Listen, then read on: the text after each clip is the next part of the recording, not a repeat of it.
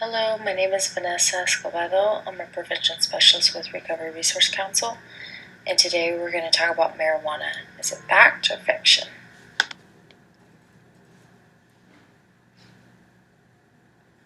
So what do you think about this? Breaking news, weed kills coronavirus. Scientists are shocked to discover that weed kills coronavirus. Do you think this is fact or fiction? Hopefully you said fiction, because it's definitely not true. I just pulled this off of the internet. It was actually a meme. So this is an example of how things can actually look real, but definitely not be. The more potent the weed is, the better it is for you. This is definitely fiction. Higher potency marijuana is 5 times more likely to develop psychosis, which is a severe mental disorder that affects the way your brain processes information, in which you might lose touch with reality. You become paranoid, you can start hallucinating, you see, hear, or believe things that aren't real. Sometimes people get really scared that the government is watching them or that people are hanging out in their backyard. That's a form of paranoia and hallucinations. So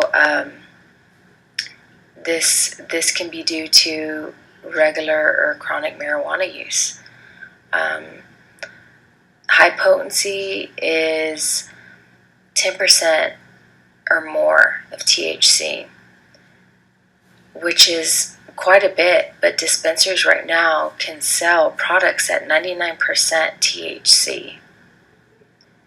So that's quite a lot. You know, over the past few decades, in the 90s, the average THC content in marijuana was less than 4%. It's so much higher now than it was back then. It's not the same, and sometimes people can adjust how they consume it by smoking or eating less to compensate for the greater potency, but that's not the case in all people. Some people just keep smoking and smoking because they think that it's all the same, and they end up in the emergency rooms. A lot of emergency room visits that have to do with substance abuse come from the overuse of marijuana. And some of the symptoms can include nervousness, like constant shaking, again, psychosis, having false thoughts or seeing or hearing things that aren't there. It happens when you consume high concentrations of THC.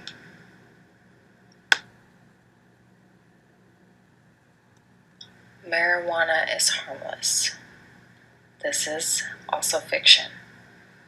Marijuana use is associated with increased risk of mental illness, heart disease, cancer, lung disease, and stroke.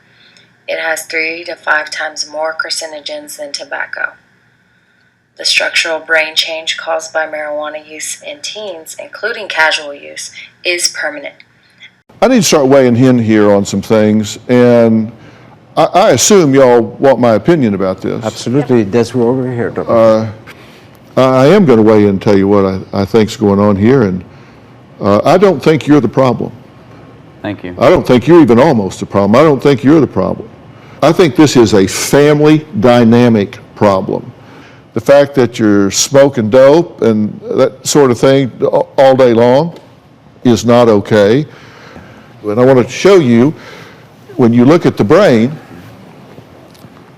that there are parts of the brain, particularly until you're 25 years of age, in particular, that are affected by marijuana because the brain is really paring itself back during that period of time. And if you blow this apart, you've got the nucleus accumbens here, and this is a pleasure center. And the actual structure of the nucleus accumbens is affected by the use of marijuana, even on an occasional basis, but certainly on a regular basis. And that changes.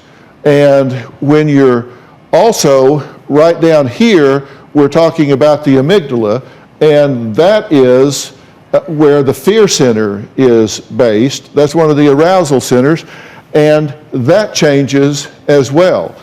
And you also, in other parts of the brain, the striatum, dopamine levels change. They're very low. All of these things have to do with motivation, emotion, depression, the ability to get yourself up and get yourself going.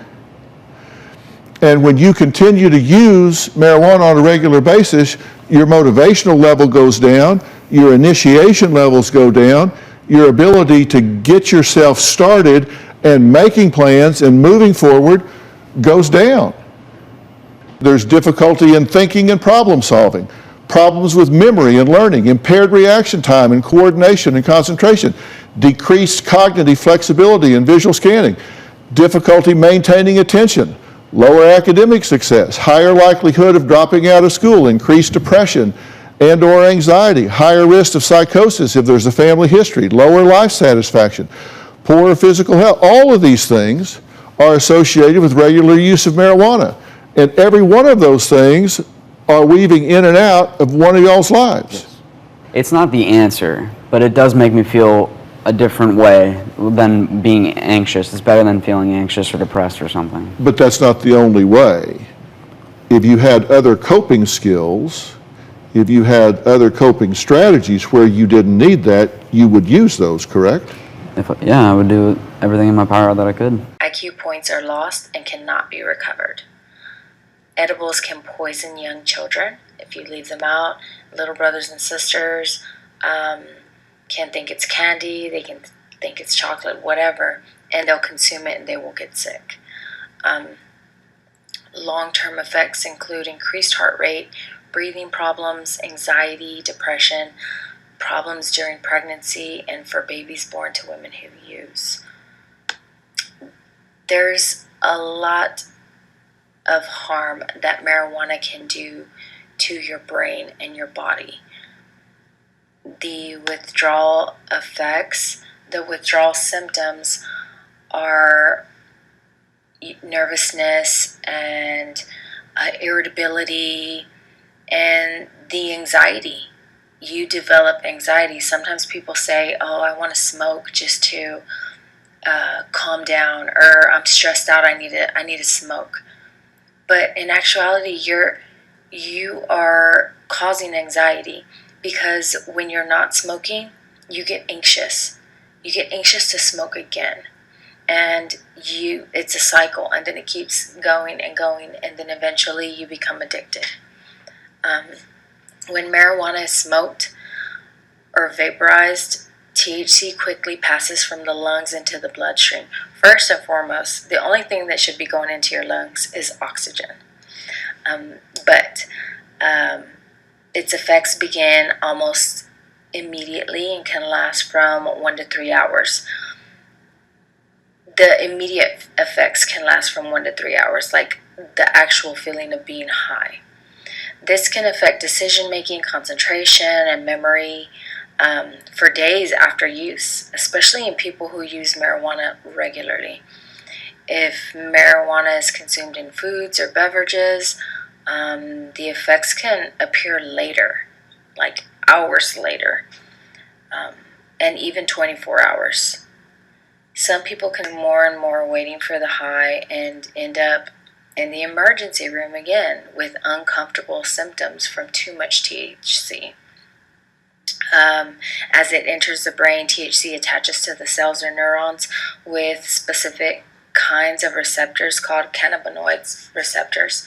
Normally, these receptors are activated by chemicals similar to THC that occur naturally in the body. They are part of communication network in the brain.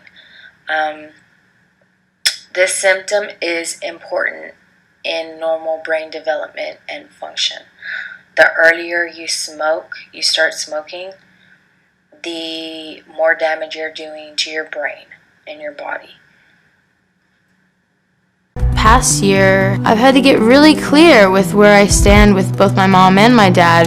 My mom really, honestly, is my best friend because she really does understand me and she hears me. Like, even my friends don't understand me the way you do. I got so fed up with my dad. He was always nitpicking everything that I did. My dad's just so square. He just has no open mind. His philosophy is, oh, just wait till you're an adult. Just wait until you get out in the big real world and the big world kicks you in the butt. Yeah, because it's gonna be awesome. And my dad really does want me to act like some typical white girl. It's just not me. I dropped out of school because I really hate it. It's awful. I have the worst issue with authority, and I can't stand being told what to do. They expect you to act like an adult, but they treat you like a child. I smoke weed pretty much every day, multiple times a day, like breakfast, lunch, and dinner. My mom and I smoke plenty of weed together. When it comes to weed, my dad gets all close in my face and sniffs me. Like that. He sniffs me, and he's like, ugh, you smell like pot. You smell like pot. Ugh. I think my dad can either stand by my side or he can stand in front of me. And if you stand by my side, you'll be with me. But if you stand in front of me, I will run you. Okay, hello. Hi. You said that you have a lot of knowledge and wisdom at this point. Are you referring to relationship-wise? It doesn't necessarily mean that I know everything, but it means that I have a lot of knowledge in the years that I have, and I have a lot of maturity, and I just have an open perspective, and I'm not closed off. No, because according to everybody else in this room, and everybody on the planet, they have their own stereotypes and their own statistics for how things are supposed to be, the way that things are supposed to be. You're supposed to do this at this age, and this at this age, and you can't do these things when you're this age because why? Why can't I do these things, Dr. Phil? Wow, that's pretty judgmental. Your judgment. You just judged everybody in this room and you don't know a one of them? The ones The giggling? whole point of the show is to judge me. It's for everyone to ones sit back giggling? and Yeah, judge me. that's the one she's talking about. The whole point of the show isn't to judge you. The whole point of the show is to try to get you some help. Now, one teen we get asked about constantly is 14-year-old Gabrielle, who was couch surfing and smoking pot with her own mother. Take a look. I smoke weed pretty much every day, multiple times a day. My mom and I smoke plenty of weed together. You smoke marijuana for breakfast, lunch, and dinner. Why can't I do these things, Dr. Phil? Wow. When you say, I'm giving her dope because all kids smoke dope, that's absolutely untrue. Oh, no. Oh, you think this is a joke? She needs to be removed from this home. Well, Gabrielle isn't the only young woman who resonated with viewers. Danielle flew into violent rages and saw no issue with driving high and drunk. My daughter Danielle is a ticking time bomb. Don't yell at me! When I get mad, I rage. Shut the up! What were you arrested for, Danielle? I was drunk in public. Your daughter, we know, is violent and physical. You want to get up in her face and say, what are you doing? I hate myself so much. You say nobody listens to you, nobody gets it, nobody understands. Look me in the eye. I do. Well, I'm proud to say Gabrielle is now a straight A student and Danielle is 100% sober. They're both here. How are things? Things are great. You've changed your hair. I did. I'm a brunette now. Yeah, I see that. So how are you doing? Doing good. I am 4 months clean and sober. Good for you. Everything. So glad to hear that. It just took courage and strength. And finally love myself because you helped me figure that out. Like being able to do that has changed my life. Yeah, and you were kind of high during the taping.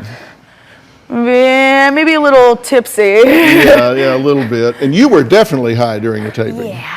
Yeah, when you watch that back, what do you think? Ugh. You know? I don't even recognize myself. There she is. Yeah, so how are things? Things are great now, you know? I mean, I don't even recognize the person from the tapes. So how's school going? Good. Straight A's. Straight A's. I'm so glad to hear that. Thank you for coming and thanks for updating us. Marijuana is not addictive. Marijuana is addictive. It is psychologically addictive. Today's strains of THC are stronger and now produce physiological dependence and withdrawal that require substance abuse treatment.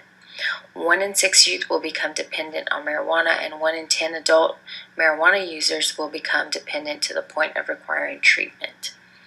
Chronic marijuana users' withdrawal symptoms include restlessness, irritability, mild agitation, activity, insomnia, nausea, cramping, decreased appetite, sweating, and increased dreaming.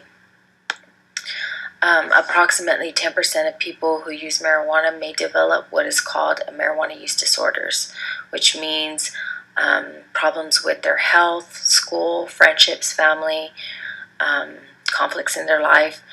A serious substance use disorder is called an addiction. The person can't stop using marijuana even though it gets in the way of their everyday life. People who begin using marijuana before the age of 18 are 4 to 7 times more likely than adults to develop a marijuana use disorder. So, what causes one person to become addicted to marijuana while somebody else doesn't depends on their family history, like genetics, if they have, a history of substance use, the age that they start using, if they use other drugs, if their family and friend, relationships revolve around it, and if they take part in positive activities like school and after school clubs or sports, that could, be a reason why they don't use. More research needs to be done to determine if people who use marijuana for medical reasons are at the same risk for addiction as those who use it just for recreational purposes, just to get high, just to hang out. People who use them might feel withdrawal, but you won't recognize it. So the withdrawals, like I said earlier, they're irritability, sleeplessness, lack of appetite, anxiety, and then cravings. And when you're withdrawing after you've done it, for so long, and then you decide to stop, if you start noticing like you're irritable, like you're in a bad mood, you're moody, or you can't sleep, and you can't eat, or you just get fidgety, or you get anxious, then you'll start craving it. And then you'll be able to recognize, oh, these are withdrawal symptoms. It's because I haven't smoked in a while, so I need to smoke again. Obviously, you don't need to smoke again. You just got to write it out. But this is a common, it's common during this period to use again to relieve these symptoms.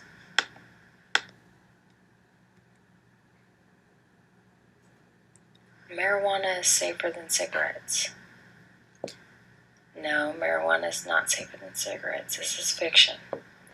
Marijuana gives the same breathing and lung problems as tobacco and a greater risk of lung infections like pneumonia. It has a toxic mixture of gases and tiny particles that can harm the lungs. Smoke from marijuana has been shown to contain some of the same toxins, irritants, and carcinogens as tobacco smoke. Many people who smoke marijuana end up smoking cigarettes at one point or another. Addiction, psychosis, and cognitive function loss are never safer. So, smoke is smoke, and it's harmful to your lungs. Whether from burning wood, tobacco, or marijuana, toxins and carcinogens are released from the combustion of the materials. So smoke from marijuana combustion has been shown to contain the same toxins, irritants, and carcinogens as tobacco smoke. Beyond just what's in the smoke alone, marijuana is typically smoked differently than tobacco. Marijuana smokers tend to inhale more deeply, and they hold their breath longer because they got to get all the THC in. They got to get all the high in. Cigarette smokers don't do that. They take a quick puff and then they let it out. So this can lead to greater exposure to tar, You know, marijuana still has tar. It creates tar. So, you know, the resin that can end up at the end of the joint or on your fingertips, that is tar. And that same stuff is going inside your lungs. Secondhand marijuana smoke contains many of the same toxins and carcinogens found in directly inhaled marijuana smoke in similar amounts, if not more. While there's not any real data on the health consequences of breathing secondhand smoke, there is a concern because, I mean, just with cigarette secondhand smoke is harmful. So why wouldn't secondhand marijuana smoke be harmful?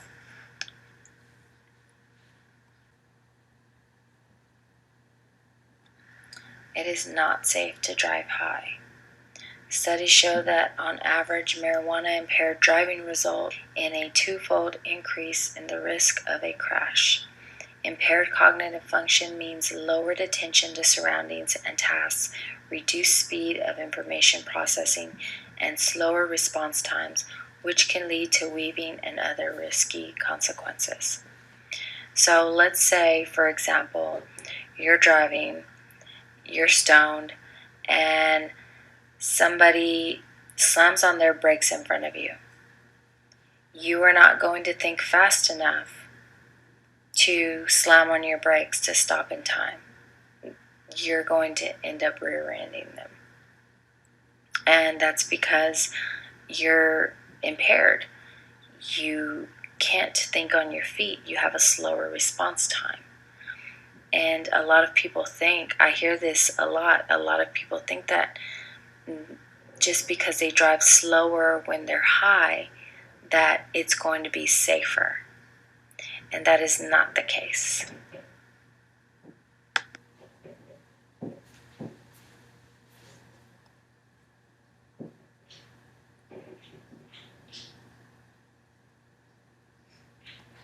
Thank you so much for listening to me and for going through this presentation. Everybody be safe.